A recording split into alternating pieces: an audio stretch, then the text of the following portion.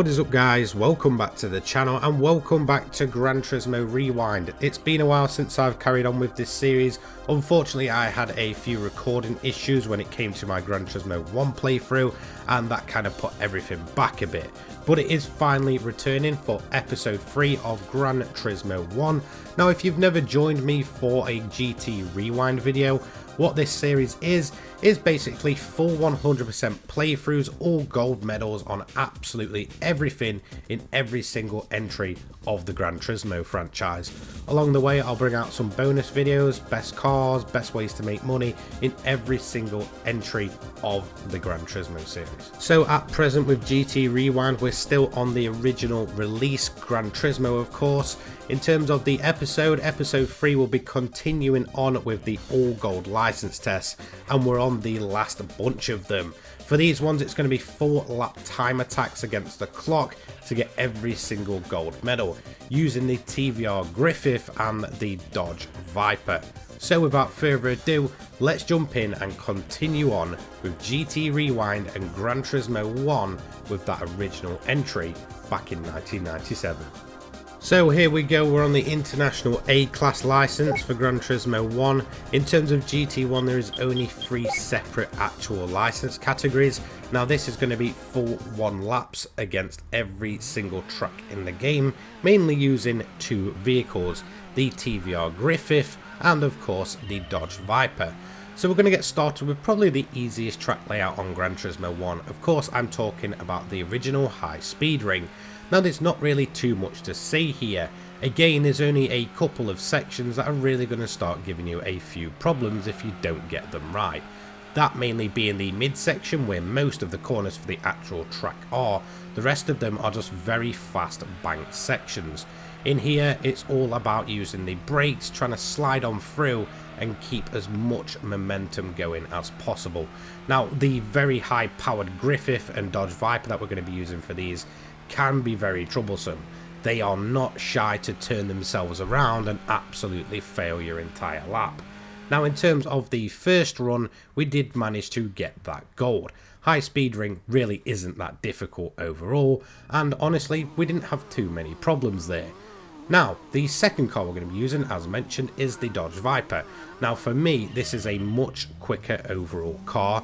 However, it is a lot heavier and it has those typical Dodge Viper very, very long gear ratios.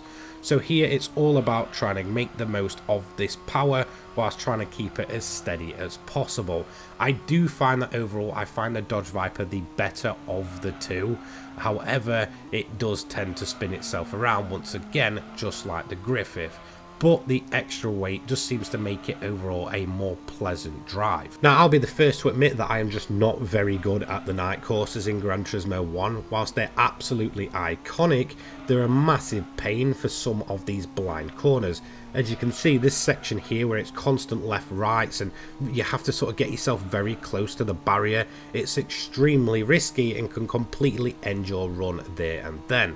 In terms of the lap time though, we did manage to pass it with a 1:26.085, giving us our second gold prize. Now there is of course 8 of these license tests. Up next is going to be Grand Valley Speedway. Now the key issue here with the Griffith is that turn 1 seems to make the car very, very unstable and it gives it this risk of completely turning itself around. Again, a lot of these sections where it twists itself around is where these cars are mainly at risk. If you just put that power down too early, they are going to go. As you can see, the midsection of Grand Valley Speedway, absolutely horrific through there. I found that I had to sort of throw the car in, let off the gas, and then try and very, very gently bring the gas back in to kind of get it to stop drifting, bring it back in, and get ourselves out of the corner. For me, that was the easiest way to drive this car, but unfortunately it did have the downside that it would absolutely try and spin itself around. We did eventually get turn 1 done nice and clean, and once we got to the second hairpin, we did manage to throw it in, release the gas, and then power ourselves out rather quite nicely. In terms of the rest of the lap, it's really not too difficult round here. That's not to say that Grand Valley Speedway is the easiest track to exist, of course it's not. I would actually say, apart from the night tracks, this is perhaps the most awkward layout in the entire game, and it does seem a lot longer when you're driving it for the perfect lap. The main section that will probably throw you off, other than the sort of sector 1, is actually going to be after the sort of iconic tunnel section. I do find that the left-right very slow section can really throw off these powerful cars. You have to get the speed right down, manage to be as, under control as possible, and then try and power out. Again, you can run off onto the grass or completely batter the wall if you get it wrong, completely butchering your time. Took me a couple of goes though, but we did eventually get Grand Valley Speedway done and dusted, and that's going to move us on next to Deep Forest. Now this is a track that again can be pretty awkward at times, but I do find that it isn't too bad with the Dodge Viper we're using here. Turn 1 can be a little bit of a pest really in terms of your overall lap time, and again it's quite easy to either spin it or end up on the grass when you're trying to sort of cut that time out. I do find the best way is to sort of throw the car in, lift off the gas, and then power your way back out. In terms of the actual forest section, I would say it's much more awkward in the older version of Deep Forest than it is in present day. Whilst if you've got a good understanding of the typical layout, it's not too bad, it's a lot more blind than we typically see it in the modern day. It's very kind of risky and, guess where you're going to put the car. Again, if you get it wrong here, end up on the grass, that is your lap time done. In terms of the rest of the track though, it's really not too bad. It's rather quite a quick track as well. In fact, I was so confident here with the Dodge Viper and of course the track layout that I did manage to get that gold first time. In all honesty, this was definitely one of the more relaxed times and one of the easier track layouts of the entire bunch. So that's going to move us on to another gold medal and the 5th license test, which is going to be Autumn Ring. Now in terms of this track layout, again, because it's one of those that hasn't reappeared in the more modern Gran Turismo, it's one that I'm definitely not as confident at anymore. Back in the day it really wasn't too bad, but it's been a good long while since I've driven here. Again, turn 1 is the most pesky of the bunch, and there's another example of the TVR just being an absolute menace when it comes to spinning itself around. I do feel like that extra weight in the Dodge Viper just makes it that bit more stable. Eventually though, we did manage to tackle turn 1, getting through nice and cleanly, and getting ourselves through into the next part of the track. Again, not too bad through that section. You've got that iconic mini section where it's sort of the right, left, left, right. And then of course we head right and then downhill into the, what I would say is the next awkward section. Again, this sort of mini circuit layout that you see in there really isn't too bad. I would honestly say this left-hander here is one of the more deceiving parts of the track, and it comes right towards the end of your lap. It looks much quicker, but then has a tendency to really tighten up. You've then got a left, right, right section where it can really throw you off, and if you end up in the barrier, that is your lap time done. We did manage to get it done though in a 1 minute 20.228, finally giving us that gold prize. Not too bad once we managed to survive turn 1 at least. Then we head over to Trial Mountain. Again, another track I'm confident at, but an extremely tight part of the overall time. I do find that it really isn't as lenient as some of the rest of the gold times here, and I do find that this last section, when it was set in this layout, really does lend itself to making it as awkward as possible when it comes to finishing off that final corner. I would certainly have to say, in terms of the overall retries that it took me, Trial Mountain was probably the second worst of the entire bunch of getting the gold medals with these final tests. That is only beaten by one track, which I'll talk about next. In terms of the majority of Trial Mountain, whilst it's fairly iconic, and I think most people will, kind of remember how it lays out, even on the original layout, and again, even to modern day standards with like GT7, the majority of the track is pretty much the same, apart from that final section, which has been changed with the likes of Gran Turismo 7. So again, it's quite easy to memorize it, but I do find that it's an extremely difficult goal time. We did eventually manage to absolutely nail that final corner, getting it on two wheels and getting ourselves across the line for that gold medal, but certainly one of the trickier of the bunch. And that's going to bring me to probably the worst one of the entire bunch, number 7, another night course, and an extremely long one at that. honestly, I had to go back to my typical camera angle that I drive with when I'm going full try-hard mode in Gran Turismo. Typically, when it comes to making videos, I like to be able to sort of show the car off, but there was no way I was going to complete this time trial with the car on show. I did find that bumper cam was just the best way to do it. It made getting those, you know, really tight and twisty corners done and dusted much easier. But in terms of the track layout here, it is just absolutely awful.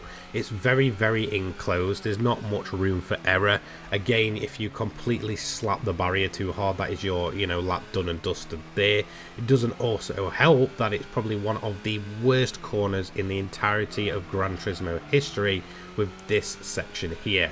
The part on the underpass where it goes right, left, and it's extremely fast, extremely tight. Get it wrong and you're going to end up head first into the barrier and once again failing. This honestly must have taken me about 25 tries to get the gold. I get extremely close, or I just completely wipe myself out in terms of the overall lap.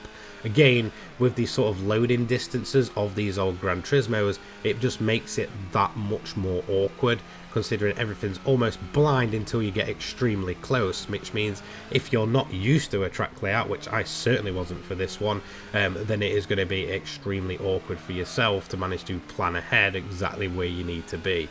So it did take me a good bunch of tries, and for me this is the one that's either going to be make or break for most players when it comes to getting all golds in GT1's you know, license tests. Now I have admitted this in my previous episodes of this series that I've never actually managed to get all golds on the original Gran Turismo license tests, especially when I first ever played it when I was extremely young. It was just completely out the realms of possibility for me. So going through this and finally getting number 7 full gold was just probably up there with some of my greatest gaming achievements.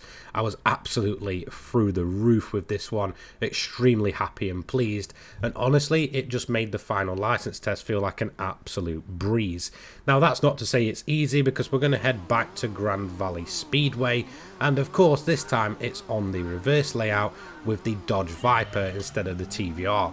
Whilst it is pretty easy overall in comparison to that final one, I would honestly say that it is still an extremely awkward time. Again, the Dodge Viper does have that tendency to spin itself around. It does feel overall a much more powerful car, and of course on the reverse layout there's nothing more awkward than trying to memorize everything but backwards. Again, it will completely change how you attack this track. In terms of the actual layout itself, whilst it does remain the same, it's just all about trying to remember how you need to tackle a corner, with the entry or typical entry actually now becoming your exit, which really does change up the entire feeling of the track. To be honest, it really wasn't too bad. It did take me a good few tries, but anything just seemed possible after license number 7. I think in total it took me around about 5 goes to get this gold, which really isn't too bad for a final license test.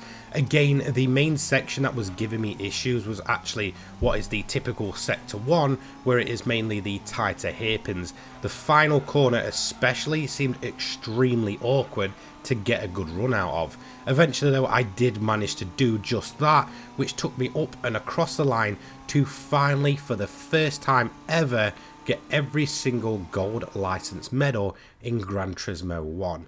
Absolutely loved doing these. It was great to go back after all this time and see that I did manage to legitimately get every single gold medal. And to be fair, I would say that is the hardest part of the game already done and dusted.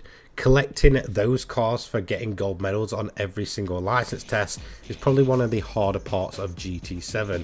As you can see, it eventually took me a total of 175 in-game days to actually get every single gold medal. Maybe not the best, but certainly it could have been much worse. For that, we were rewarded with the Nismo 400R, and that's finally going to complete the license tests in Gran Turismo 1, which means for next episode onwards, we're going to be tackling all of the events in game, including those beautiful endurance events. Come on, Polyphony, bring them back in GT7. So there we have it, that is episode 3 done and dusted. I'm going to try to go back and again make this a weekly series on the channel. I absolutely love going back to the old Gran Turismo games. It's something that really just piques that nostalgia in my brain, and I do absolutely love every single one of the entries in this series. So with that being said, join me next week for episode 4 as we go and tackle the first events in Gran Turismo 1. Thank you so much for joining me. Take care, guys. Peace.